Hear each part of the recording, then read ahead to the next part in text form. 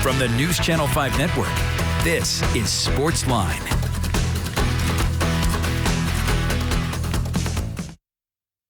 Hey there, SportsLine on your television. Steve Layman here with you. Glad you are here with us tonight on News Channel 5. Plus, you can dive into anything you want. Our phone lines, as always, open for you.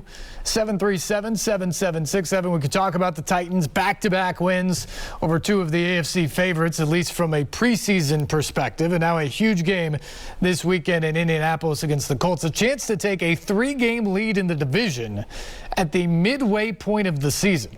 That would essentially wrap it up if the Titans could do that. And obviously there's a ton of football in front of them, but a huge chance to take a stranglehold on this season at an early point in time, at least from the division perspective for the Titans.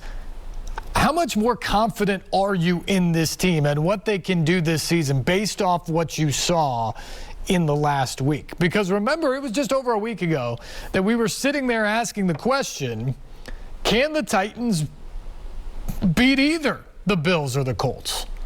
Can they win either of these games against these so-called favorites in the conference? And they won them both.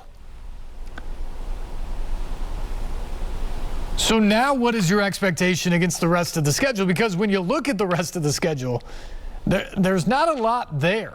There's not a lot of games where you look at it and say, oh, man, that's a difficult one. Now, the next 2 weeks are a bit of a challenge. The Colts are playing much, much better football, and it's on the road in Indy. They've got to be desperate because they don't want to go down 3 games in the division.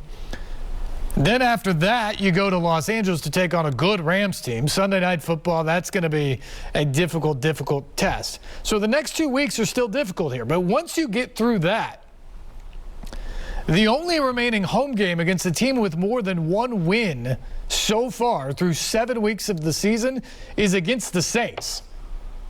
And the Titans are going to be considerable favorites in that game. And the remaining road games after the next 2 weeks, a below 500 New England team, a 500 Pittsburgh team, and a 1-win Houston team. That's it. So it's hard to see a lot of losses there unless the bottom falls out or a serious rash of injuries take place with this team. So after you watch them play the way they played for the last 2 games against the Bills and the Chiefs, what's your expectation now for this team? Division championship, that kind of seems like a given, I think, at this point. Where do you expect them to land within the AFC? What is your expectation for this team now? That's my question to you tonight here on the program. 737-7767. We can dive into some other NFL discussion as well. College football, whatever you want to get into on the program. One thing that came out from the NFL today is owners met for the first time in person for 641 days up in New York City at the league offices on Park Avenue there.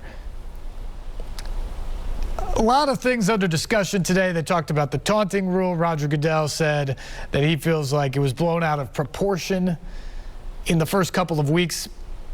3/4 of the taunting penalties so far this year took place in those first couple of weeks. It hasn't been as bad since. Okay, maybe.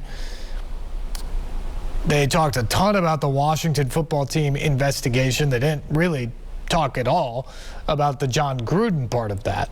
But they talked about the Washington football investigation, and they seem to think that it has been handled well so far, and that the situation and the problems in Washington have been fixed. I think there's real debate on whether Daniel Snyder has gotten the punishment that some people believe that he should for whatever responsibility he had for the culture of his team. But the NFL seems to believe that the culture has been changed and the problems have been fixed moving forward in D.C. The other big thing that took place today was talking about the health and safety within the league. Dr. Alan Sills, who's a local guy, is the chief medical officer of the National Football League. And he talked about how the players in the league, up to 94% vaccinated. at this point. So far, there have been no issues this season. Now, we've seen guys go on the COVID list.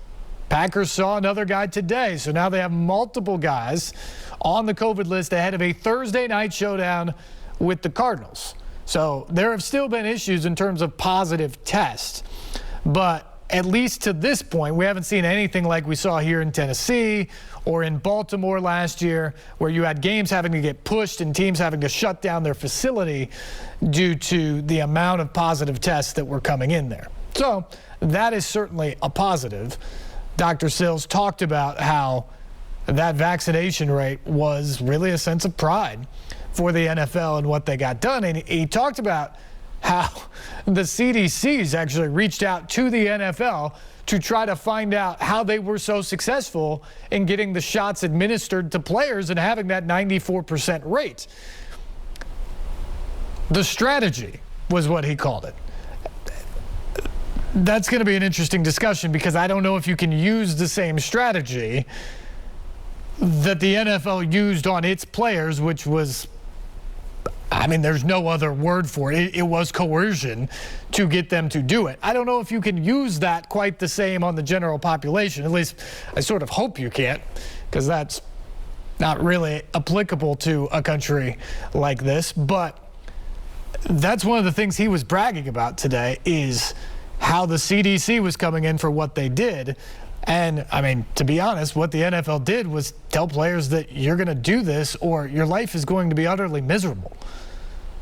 Several players who were on the fence about it said that is the reason they took it.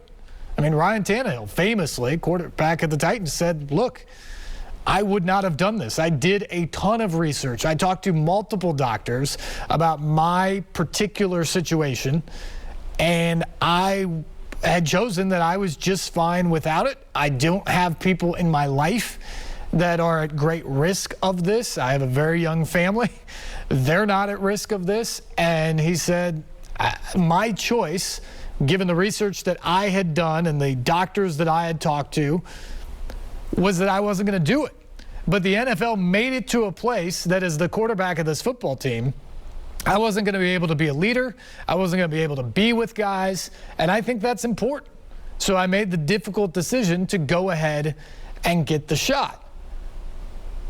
Now, the other thing that happened to Ryan Tannehill is he then got COVID almost immediately after getting the shots.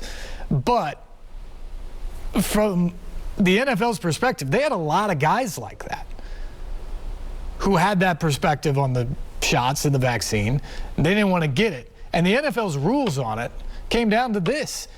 If you decided to stay unvaccinated, you were going to have to mask everywhere you went within the team facilities. You had to do it on the road. You had to do it at all travel, buses, planes, etc.